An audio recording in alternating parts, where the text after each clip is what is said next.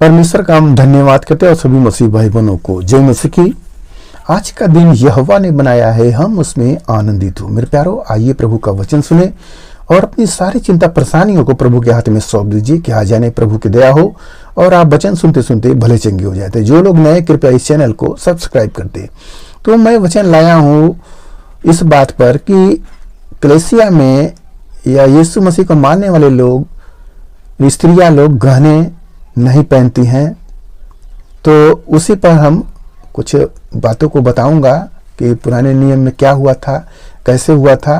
तो उसी के वचन है, आप लोग उसको सुने। प्रभु आपको आशीष देंगे। तो हम वचन को पढ़ते हैं। निर्गमन अध्याय 33 वचन 5। क्योंकि यहोवा ने मूसा से कह दिया था, इस्राएलियों को मेरा यह वचन सुना, तुम लोग तो हठीले हो। यदि मैं पल भर के लिए तुम्हारे बीच होकर चलूं तो तुम्हारा अंत कर डालूंगा। इसलिए अब अपने अपने गहने अंगों से उतार दो कि मैं जानूं कि तुम्हारे साथ क्या करना चाहिए। इसराइली होरे पर्वत से लेकर आगे को अपने गहने उतारे रहे। आमीन। यहां पर गहने उतारने के लिए परमेश्वर बोल दिए कि गहने उतार दो, गहने उतार दो। क्यों उतारने की बात हो रही है, इस बात को आप जानिए।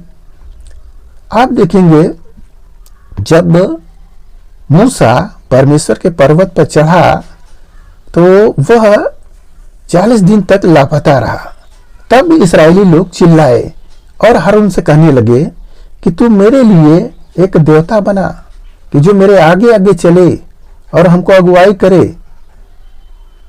तो हारून कहा रुके रहो रुके रहो, मगर ये सब एकदम उसके दम कर दिए।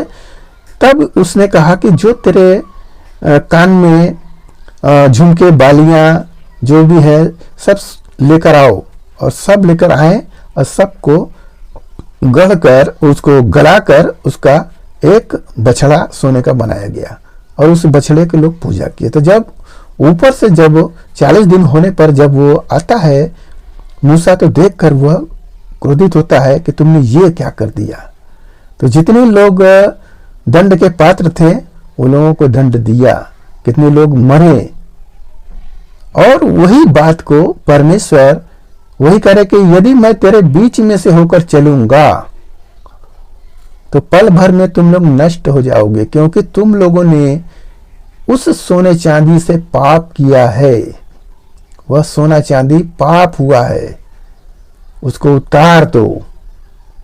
तब वो लोग उतारते हैं। हालेलुया।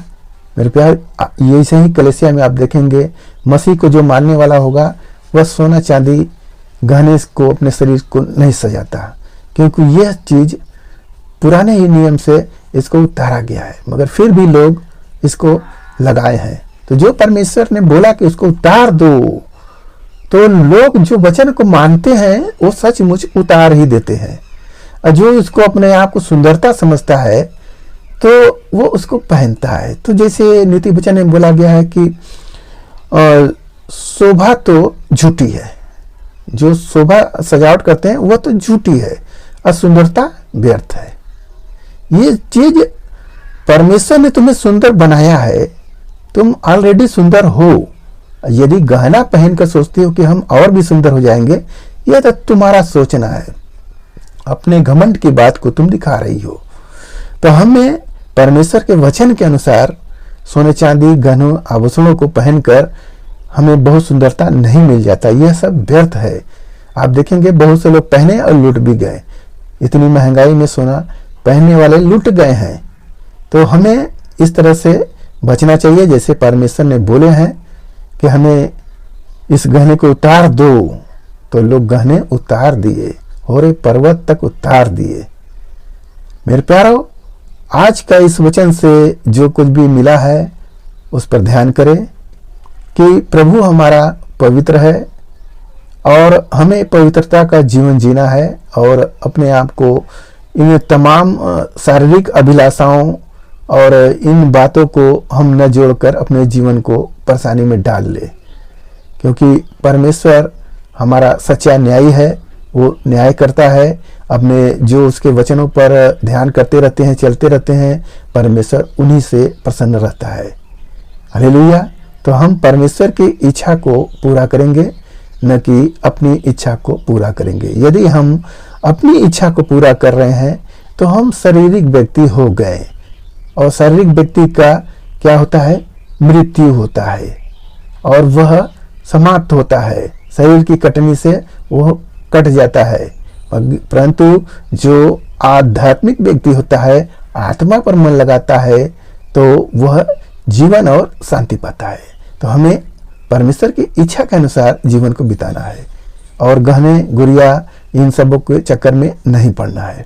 तो आइए आपके लिए हम प्रार्थना करें, जो कुछ मिला उस पर ध्यान करें, प्रभु आपको आशीष दे। महान परमेश्वर, मैं आपका धन्यवाद करते हैं इस मसीह आज के दिन प्रभु जो वचन मिला, जितने सुने प्रभु ने आशीष में, घर परिवार में सुख शांति बनी रहे, सभी लोग भले ही चंगे रहे।